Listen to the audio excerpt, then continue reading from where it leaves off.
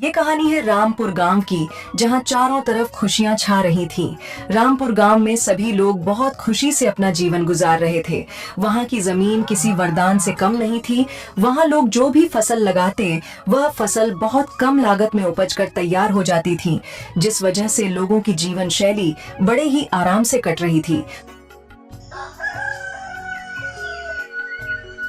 और उसी गांव में एक छोटे से घर में रामू, वह उसकी पत्नी शीतल और उसका छोटा भाई रमेश बूढ़ी माँ के साथ रहते थे।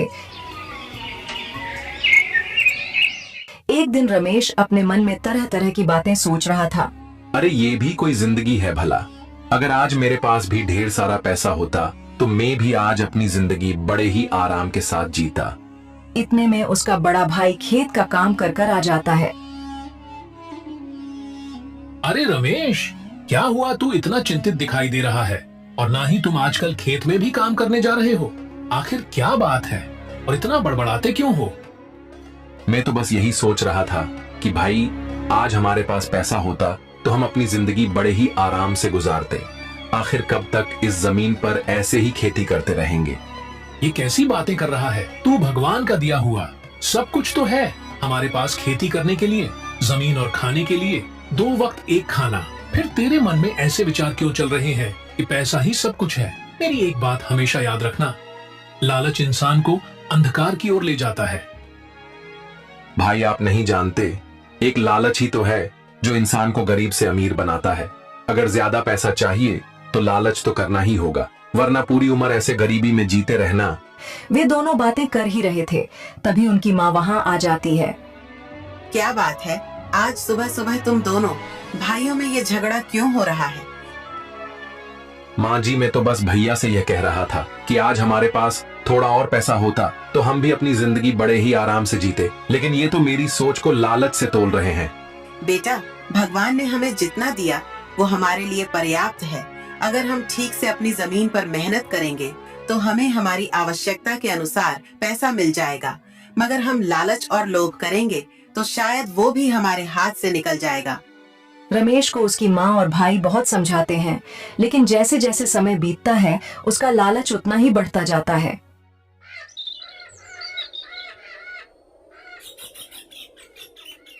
एक दिन चौपाल पर लोग बातें कर रहे थे तो रमेश भी वहां पहुंच जाता है।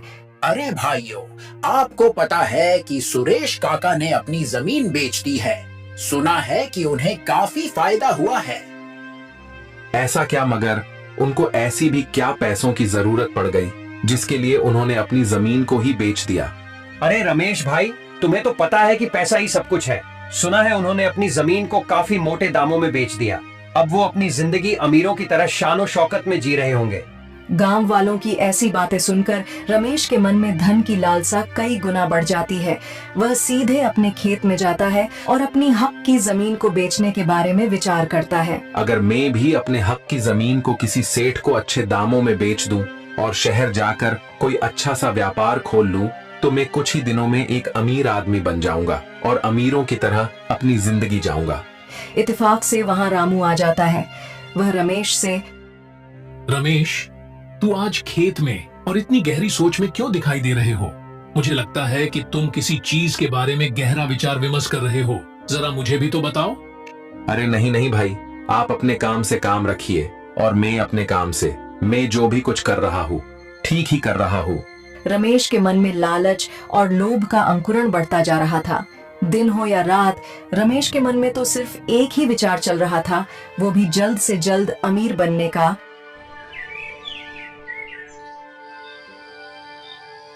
एक दिन रात के समय अपने घर के बाहर रमेश सुरेश काका की जमीन के बारे में सोच रहा था और अपने मन ही मन में बहुत खुश हो रहा था। सुरेश काका ने अपनी जमीन को बेचकर अच्छा ही किया। कम से कम जमीन को बेचकर आराम की तो जिंदगी जी रहे हैं। काश मैं भी अपने हक की जमीन को बेच पाता। रमेश घर के अंदर जाता है तो उसकी माँ रमेश से, रमेश बेटे, तुम बाहर खड़े होकर क्या बड़बड़ा रहे थे? अगर कोई ऐसी बात है जो तुम्हें चिंता में डाल रही है तो तू मुझे बता। आखिर मैं भी तो तेरी माँ हूँ। अगर तू मुझे अपने मन की बात बताएगा तो शायद तेरा मन भी हल्का हो जाएगा। माँ, मैं बस यही सोच रहा था कि मैं कैसे भी कर ज्यादा पैसे कमाऊं और एक अमीर व्यक्ति बन जाऊं। अमीर और एक बड़ा आदमी बनने के लिए लगन और कड़ी मेहनत की जरूरत होती है। उसके लिए आदमी को दिन रात एक करनी पड़ती है, तब जाकर कहीं अमीर व्यक्ति बना जाता है। माँ, तुम्हारी बात सही है, लेकिन मैं तंग आ गया हूँ। रोज रोज दाल रोटी खाकर अगर मेरे पास पैसा होता तो हमें ये दाल रोटी खाने की कोई आवश्यकता नहीं होती। मैं शहर से विभिन्न तरह के पकवान मंगवाता। अरे तू कैसी बातें कर रहा है? जो स्वाद इन घर की दाल रोटी में है वो शहर के पकवानों में नहीं है। उसकी माँ भी रमेश की पैसों की लालसा को देखकर तंग रह जाती है। इसी प्रकार कुछ दिन बीत जाते हैं। एक दिन उस गांव में एक सेठ उस गांव में आता है। अरे आप कौन हो? इस गांव के तो नहीं लगते, फिर यहाँ पर क्या करने आए हो? मैं शहर से आया हूँ। मेरा नाम सेठ धनी राम है और मैं यहाँ पर जमीन खरीदने आया हूँ। मुझे कुछ आदमियों ने बताया था कि यहाँ अधिक उपजाऊ जमीन कम दामों में मिलती है। अगर तुम्हारी नजर में कोई जमीन हो तो बताओ, मैं उसे काफी अच्छे दामों में खरीद लूंगा। ओ सेठ जी, मेरे पास भी एक जमीन है, पर वो इतनी सस्ती नहीं है जितना आप समझ रहे हैं। मेरी जमीन काफी उपजाऊ है। अगर आज उसका सही से दाम लगाओगे तो मैं उसे बेच दूंगा। मेरे लिए पैसा मायने नहीं रखता। अगर जमीन उपजाऊ हो तो मैं उसके मुंह मांगे दाम दूंगा। और तुम बताओ अपनी जमीन के कितना लोगे? देखो, मैं आपको ऐसे ही नहीं बता सकता कि मैं आपको कितने पैसों में अपनी जमीन बेचूंगा। उसके लिए मुझे थोड़ा वक्त चाहिए। फिर रमेश वहां से अपने घर की ओर चल जाता है और घर पहुंचकर वह अपने माँ और भाई से कहता है, देखो भैया, मैंने फैसला कर लिया है। मैं अपने हक की जमीन को बेच दूंगा। अगर तुमको भी बेचनी है तो बताओ, मैं उसके काफी अच्छे दाम दिलवाऊंगा। क्या कह रहा है रमेश? आखिर हम जमीन को बेचकर कितने दिन गुजारा कर पाएंगे? और वैसे भी वो हमारी पुश्तैनी जमीन है, हम उसे कैसे बेच सकते हैं? भैया, तुम्हें नहीं पता कि पैसा क्या होता है। मेरे पास एब्स एक यही जरिया है अमीर बनने का, इसलिए मैं अपने हक की जमीन को बेच रहा हूँ। रमेश, पैसों से हम 4 दिन तो खुश रह लेंगे, लेकिन जिंदगी भर नहीं। और इस जमीन से ही तो हमारी रोजी रोटी चलती है, फिर हम इसे कैसे बेच सकते हैं? माना हम अमीर नहीं हैं, लेकिन इस जमीन की वजह से हमें खाना तो मिल ही रहा है, और हमें भला क्या चाहिए? भैया, तुम एक नंबर के मूर्ख हो। मुझे जितने भी पैसे मिलेंगे जमीन के, मैं उनसे शहर जाकर व्यापार खोलूंगा, और जैसे ही मेरा व्यापार जमेगा तो मैं इस गांव का सबसे अमीर व्यक्ति बन जाऊंगा। बेटे, इतना लालच सही नहीं। ये तुझे कहीं का नहीं छोड़ेगा। आज जो भी तुम्हारे पास है उसे भी तुमसे दूर कर देगा। अरे माँ, तुम इतना मत सोचो। बस कैसे भी कर सही दामों में मेरी जमीन बिक जाए, फिर मैं देखना शहर जाकर एक अमीर आदमी बनकर दिखाऊंगा। बेटे की ऐसी बातें सुनकर उर्मिला की आंखों में आंसू आ जाते हैं, लेकिन रमेश के आंखों पर तो शहर का चकाचौंध चढ़ा हुआ था, इसलिए उसे किसी की कोई बात समझ नहीं आती।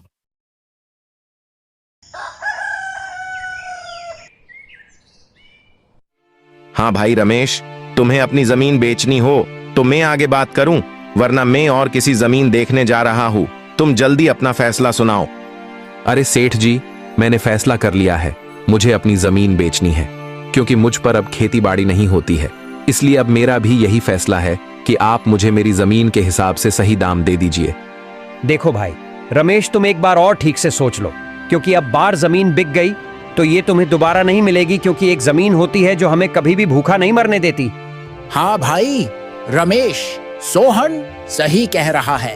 वो तुम्हारी पुश्तैनी जमीन है, तुम उसे ऐसे ही बेच रहे हो। तेरी जमीन बहुत ही उपजाऊ है। अगर तू उसे बेच देगा तो शायद तुझे दर दर की ठोकरें न खानी पड़ जाएं। मुझे किसी की कोई बात नहीं सुननी।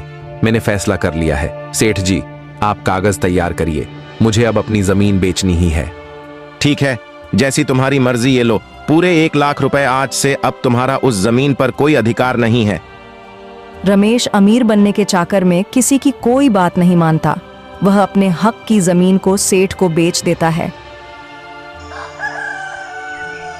फिर अगले दिन जब रमेश शहर जा रहा था, तभी उसकी माँ उससे कहती है, बेटे, मेरी बात मान ले। तू यही अपना कोई छोटा मोटा व्यापार शुरू कर ले। अब जमीन तू बेच ही चुका है। अभी तुझे शहर के बारे में ज्यादा जानकारी नहीं है। वहाँ जितना शहर का चकाचौंध है, उतना ही अंधेरा भी है। अब भी वक्त है मानने। मेरी बात, वहाँ तेरा कोई अपना नहीं मिलेगा। अरे माँ, तू क्यों इतना परेशान हो रही है? मैं सब देख लूंगा और जल्द ही मैं एक अमीर आदमी बन जाऊंगा और मैं आपके लिए वहां से पैसे भिजवाता रहूंगा। अब तू अपने आगे किसी सुन ही नहीं रहा तो कोई बात नहीं, मगर वहां हमेशा अपना ध्यान रखना और शहर के चकाचौंध के आगे कहीं हमें नहीं भूल जाना। भाई आप चिंता मत करो, मैं सभी को याद रखूंगा, मैं किसी को नहीं भूलूंगा।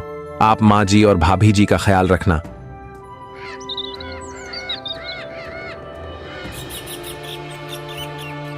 रमेश जब शहर पहुंचता है तो वह देखता है कि वहां का माहौल बिल्कुल अलग है। चारों तरफ ऊंची ऊंची इमारतें दिखाई दे रही थीं। अब जो भी हो, यहाँ का माहौल गांव से अलग क्यों ना हो, लेकिन अब गांव तभी लौटूंगा जब मैं एक अमीर आदमी बन जाऊंगा। रमेश ने किराए पर एक छोटी सी दुकान खोल थी जिसमें सामान भी गिना चुना था। रमेश ग्राहकों का इंतजार कर रहा था, लेकिन वहां बिल्कुल शांति छा रही थी। शुरुआत भले ही छोटी क्यों ना हो, लेकिन समय साथ सब ठीक हो जाएगा और मैं एक अमीर आदमी बन जाऊंगा। भाई 1 किलो चीनी देना, और चीनी का भाव 10 रुपए ही है ना? हाँ भाई साहब, बिल्कुल चीनी का बहन 10 रुपए ही है। बताइए कितना कर दूं? बस भाई 1 किलो काफी है।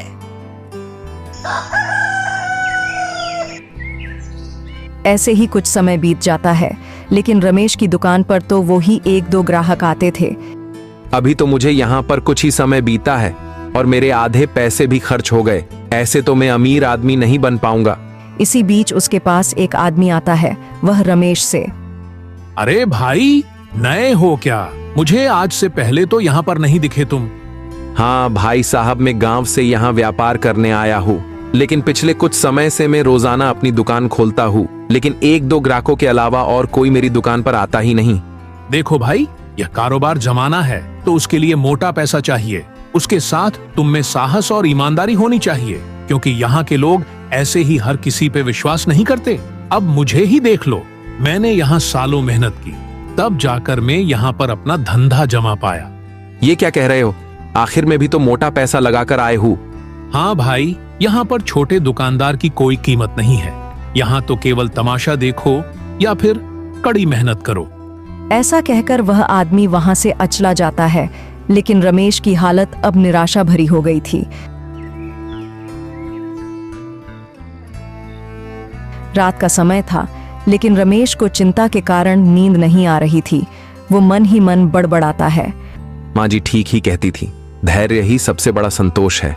भाई ने भी मुझे बहुत समझाया कि जमीन को न बेचूं, वो हमारे पुरखों की जमीन है, लेकिन मुझ मूर्ख ने किसी की कोई बात नहीं मानी और अपनी जमीन बेच दी। अब हालत ऐसी हो गई है कि रातों को ठीक से नींद भी नहीं आती। वह पुरानी यादों में खो जाता है। उसे गांव की गालियां, माँ का प्यार और अपने बड़े भाई की याद सताने लगती है और वह बहुत दुखी हो जाता है। उसकी आंखों से भी आंसू आने लग जाते हैं। ऐसे ही कुछ महीने बीत जाते हैं।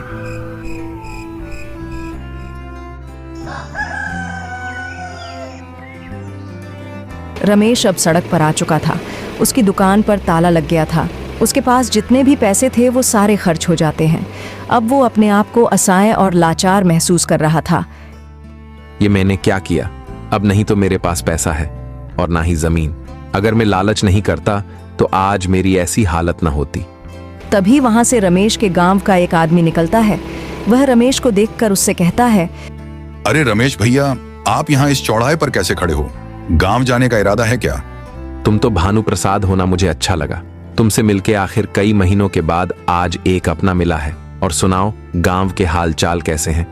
गांव में तो सब ठीक हैं, लेकिन तुम्हारी माँ की तबीयत बहुत खराब है। रामू सब कुछ संभाल रहा है। उसे बहुत परेशानियों का सामना करना पड़ रहा है इस समय। अच्छा, माँ जी बीमार है, ये मैं क्या कर बैठा? जब मेरे परिवार को मेरी सबसे अधिक आवश्यकता, तब मैं भी उनके पास नहीं हूँ। भगवान मुझसा अभागा बेटा किसी माँ को न दे।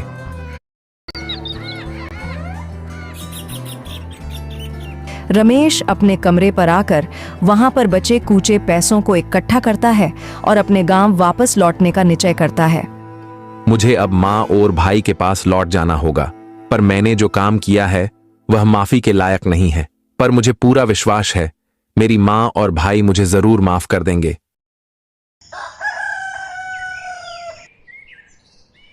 रमेश निराशा भरी आंखों के साथ अपने गांव लौटता है। उसके अंदर पछताव और शर्मिंदगी भरे विचार चल रहे थे। जब वह गांव पहुंचता है तो उसे रास्ते में प्रेम सिंह मिलता है। वह रमेश से, क्यों भैया, आखिर आ गए? शहर से गांव और पैसे कहाँ हैं? तुम तो कह रहे थे कि मैं लौटूंगा तो एक अमीर व्यक्ति बनकर, वरना नहीं। पर तुम्हें देखकर तो ऐसा कुछ नहीं लग रहा है। भाई, मुझसे बहुत बड़ी गलती हो गई। मुनि लालच नहीं करना चाहिए था। हमने तो तुमसे पहले ही कहा था कि अपनी जमीन को बेचकर मत जाओ। शहर लालच तुम्हें कहीं का नहीं छोड़ेगा। फिर रमेश अपने घर पहुंच जाता है, जहां उसकी माँ बैठाट हुई थी और उसकी भाभी भैया माँ के खड़े थे। तभी उसका भाई रामू उससे कहता है, रमेश, तू आखिर वापस आ ही गई। तेरे जाने के बाद देखो माँ की तबीयत कैसे खराब रहने लगी है, पर अब तू आ गया, मुझे उसी से बहुत खुशी मिली। हाँ भैया, मुझे माफ कर दो। लालच ने मुझे अंधा कर दिया था, पर अब मैं समझ चुका हूँ कि लालच इंसान को सदैव खाई में ही ढकेलता है। बेटे, लालच ने तेरी बुद्धि भ्रष्ट कर दी थी, लेकिन अब तुझे अपनी गलती पछतावा है। मेरे लिए वही काफी है। रमेश, तुझे पता भी, तेरे जाने के बाद माँ रोज तुझे याद करती थी, तभी उनकी आज ले हालत हो गई है। पर तू वापस आ गया है तो सब ठीक हो जाएगा। हाँ भैया, मैंने किया तो बहुत गलत, पर अब मैं फिर कभी भी अपने जीवन में ऐसा करने की नहीं सोचूंगा। इस तरह रमेश को अपनी गलती का एहसास हो गया था और उसकी माँ व भाई ने भी उसे माफ कर दिया था।